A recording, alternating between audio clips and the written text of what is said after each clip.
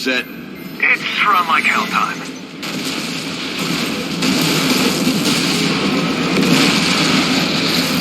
And he's off. First 100 meters into the race, our athletes are already feeling the pain. Let's feel the whiskey and smokes. Fuck you, Ray. You might want to look out for all that flying shit.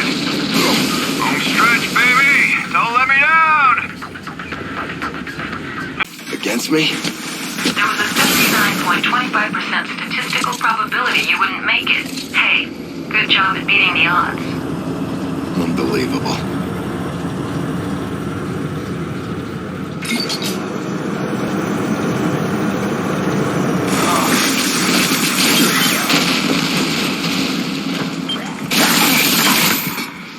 You can have a breather on the cargo elevator. I'm scanning the exterior for an exfil point.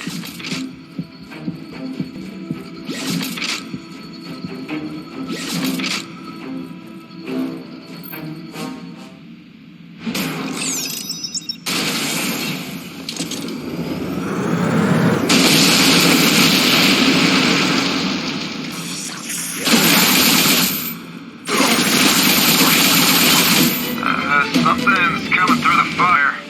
Bit of a drama queen, isn't he?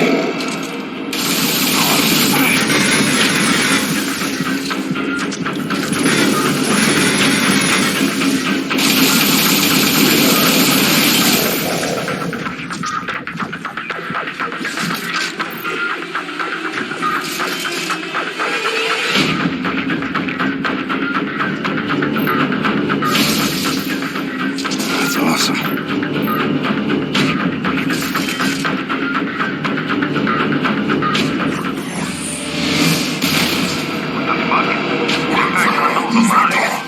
Living fireworks it is. Cocky son of a bitch. Don't let him land on your big head. I cannot believe it. I knew they wouldn't let it go. Peyton herded us into a conference room and announced it was the Council's decision to go ahead with establishing a weapons development program in secrecy. I told him... I tried to explain that the Vors were very strict about our deal. Nothing. Like talking to a wall with a sardonic, get back to your little chemist set smile painted on it. God damn it. How am I supposed to lie? Straight to Cog's face. She's been so cooperative and putting my personal feelings aside, how is this going to help us anyway? Hasn't Earth seen its share of WMDs during World War III? I'm going to send my veto through the official channels, but for now, I have no choice but to go along with it.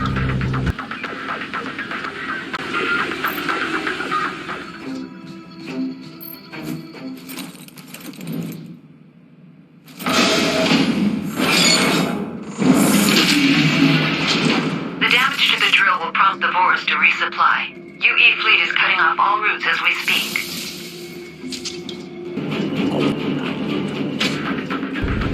Kotka invited me for a guided tour of the Vors mothership today. I say guided as we were only allowed in low security clearance areas. I still got something between a scorn and a grunt out of every mail we passed. He told me not to worry about it, it's their thing. Men keep high hormone levels to be ready for battle. Women want to have it that way. Okay. And the ship? Let's just say it's not my idea of an alien super frigate. Most things barely run, fall apart, or are just about to. Kotka explained because the fleet ship still had weapons outfitted from a forgotten part of Vors history. They were deemed unclean and couldn't be tended to except for life support systems. When asked why, she gave me the silent treatment again, but then said we'll talk back on Prometheus 1.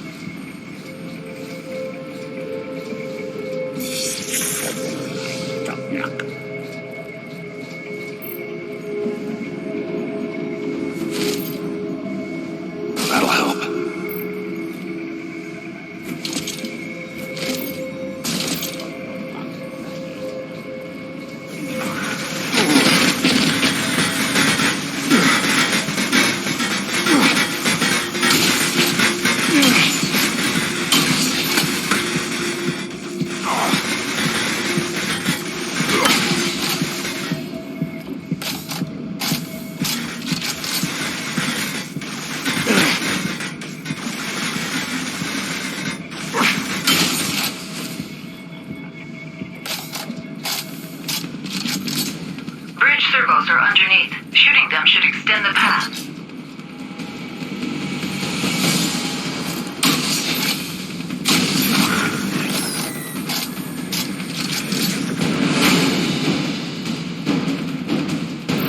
Found it. I'm repositioning the ship near a dugout cavern. It was previously used for vessel maintenance, but logs show it's now empty. One click ahead. We'll meet you there.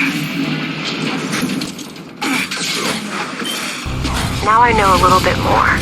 It wasn't easy for her to say to an outsider, but Katka took my hands and told the story of her homeworld. The Vorus rely almost completely on Promethium as an energy resource. It was first encountered on their planet almost a century ago. It didn't take long before fights broke out for complete control.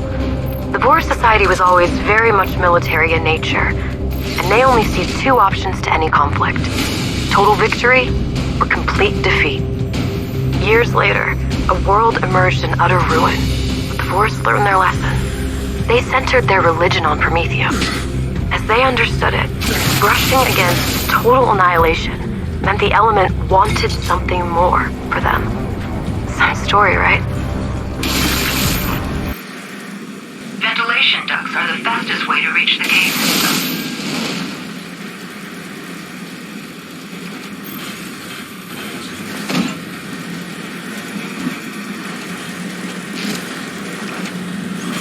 I hate whoa. Shafts. Yeah. That sound. High Promethium index signatures. They'll explode on impact. The sweepers were used as fuel waste disposal bots. Easy to tug out the safeties. Then make them walking frag grenades. Guerrilla tactics, huh?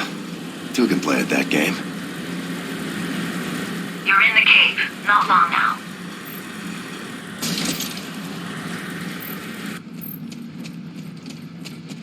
Jack, incoming.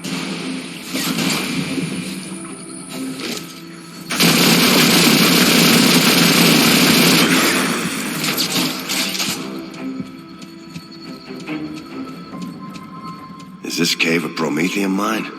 No. Only the drill assembly can access the deeper energy-rich deposits. Why? It doesn't make sense to leave drones in this kind of shithole. It's not like the whole platoon would assault through the ventilation system. Yeah, this stinks a mile off. There's some large structures up ahead. I want to get a visual.